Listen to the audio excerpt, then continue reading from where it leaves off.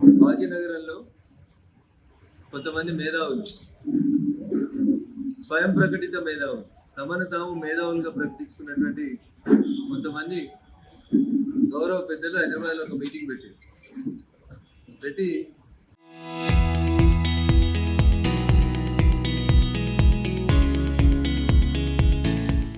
అమిత్ షా గారి మీద కేసు నమోదు చేయాలి, సుమోటో కేసు పెట్టాలి, సుప్రీంకోర్టు ధిక్కరణ కేసు పెట్టాలి, ఇట్లా వారికి నోటికి వచ్చినటువంటి మాటలు మాట్లాడి దాంట్లో ప్రొఫెసర్లు ఉన్నారు, వకీళ్ళు ఉన్నారు, రిటైర్డ్ న్యాయమూర్తులు ఉన్నారు, బాగా చదువుకున్నామని చదువు చెప్పే సార్లు కూడా కొంతమంది ఉన్నారు. వీళ్ళందరి బాధ ఏంటంటే మాట్లాడితే మమ్మల్ని అర్బన్ నక్సలైట్లు అంటున్నారు అంటారు. మార్చి 31ని కటాఫ్ తేదీగా పెట్టుకొని భారత ప్రభుత్వం గౌరవనీయులు నరేంద్ర మోడీ గారి నాయకత్వంలో భారతదేశంలో నక్సలిజం అనేటువంటి అంశాన్ని తుడిచిపెట్టాలని ఆ దిశగా నరేంద్ర మోడీ గారు ప్రధానమంత్రి అయినప్పటి నుంచి చాలా సీరియస్గా వర్క్ చేసి 199% ఆ దిశగా వారు వేసినటువంటి అడుగులు, భారత ప్రభుత్వం వేసినటువంటి అడుగులు సక్సెస్ అయింది. ఈ స్వయం ప్రకటిత మేధావులు నిన్న హైదరాబాద్లో ప్రెస్ మీట్ పెట్టి అమిత్ షా మీద కేసు నమోదు చేయాలి, అమిత్ షా మీద కోర్టు ధిక్కరణ కేసు నమోదు చేయాలి, ఇట్లా ఏది పడితే అది మాట్లాడుతున్నారు. అయ్యా స్వయం ప్రకటిత మేధావులారా, మీకు నేను స్టూడియో ఒక ప్రశ్న అడుగుతున్నా. బాగా చదువుకున్నారు కాబట్టి, పిల్లలకు చదువు చెప్పే ప్రొఫెసర్లు కాబట్టి, కోర్టులలో కూర్చొని వకాలత్ మాకు తెలుసని వాదించేటువంటి న్యాయవాదులు, న్యాయమూర్తులు కాబట్టి నేనేం చెప్తున్నా అంటే, మీకు రాష్ట్ర శాసనసభలలో, శాసన మండలిలో, రాజ్యసభలో, లోకసభలో ఏ సభ్యుడైనా irrespective of party, MLA, MLC, Rajya Sabha, లోకసభలో సభ నడుస్తున్నప్పుడు సభ్యులు మాట్లాడినటువంటి మాటల మీద బయట చర్య తీసుకునేటువంటి అధికారం భారత రాజ్యాంగం, గౌరవనీయులు బిఆర్ అంబేద్కర్ గారు రాసిన రాజ్యాంగం ఎవరికీ ఇవ్వలేదు. ఆల్ మెంబర్స్, ప్రజల చేత ఎన్నుకోబడినటువంటి ప్రజాప్రతినిధులు, ఎమ్మెల్యేలు, ఎమ్మెల్సీలు, ఎంపీలు అందరికీ కూడా ఒక ఇమ్యూనిటీ ఉంది. ఆ ఇమ్యూనిటీ ఏంటంటే, మేము చట్టసభలలో మాట్లాడిన ఏ మాట మీద కానీ బయట ఎవరికి మా మీద చర్య తీసుకునేటువంటి అధికారం లేదు. ఇంత స్పష్టంగా భారత రాజ్యాంగం చెప్తుంది.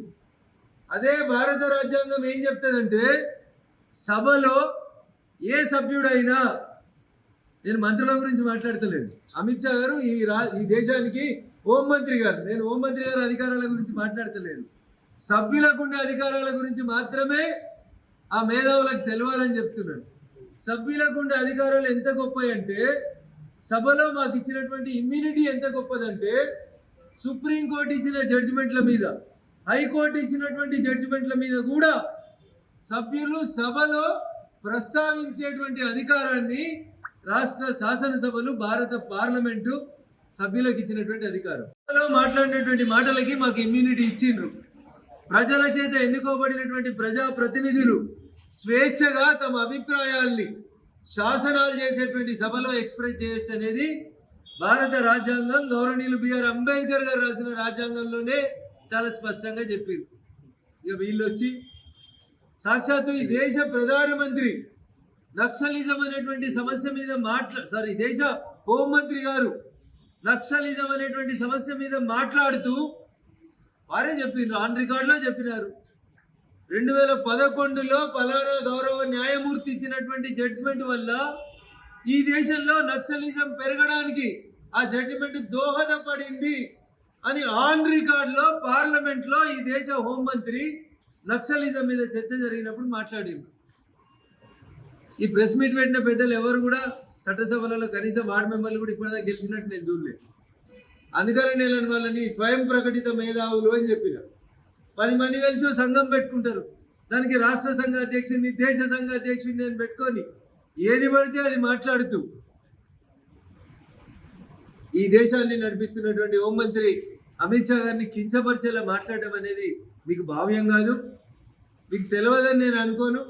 కానీ మీడియాని తప్పుదోవ పట్టించి మీడియాలో పతాక శీర్షికలలో మీ పేర్లు రాసుకోవడం కోసం అమిత్ షా మీద కేసు పెట్టాలి, కోర్టు ధిక్కరణ కేసు పెట్టాలి, ఇట్లాంటి మాటలు మాట్లాడి సభ్య సమాజాన్ని, పౌర సమాజాన్ని దయచేసి తప్పుదో పట్టించొద్దని ఆ మేధావులందరికీ కూడా నేను సవినయంగా అప్పీల్ చేస్తా ఉన్నా. మీరు మాట్లాడినంత మాత్రాన అక్కడ వచ్చేది ఏం లేదు. చట్టం తన పని తాను తప్పకుండా చేసుకుంటూ పోతుంది. ఒక బాధ్యతాయుత స్థానంలో ఉండి ఈ దేశంలో నక్సలిజాన్ని ఏరివేయాలనేటువంటి ఒక లక్ష్యంతో పనిచేస్తున్న ఈ దేశ హోంమంత్రి గారి గౌరవ ప్రతిష్టల్ని తగ్గించేందుకు మీరు మాట్లాడినారు తప్ప, మీరు మాట్లాడేటువంటి మాటల వల్ల అమిత్ షా గారి మీద కేసులు అవుతాయనో ఇంకోటి అవుతుందనో ఈ ఉడత ఊపులకి భయపడేటోడు ఎవరు లేడు.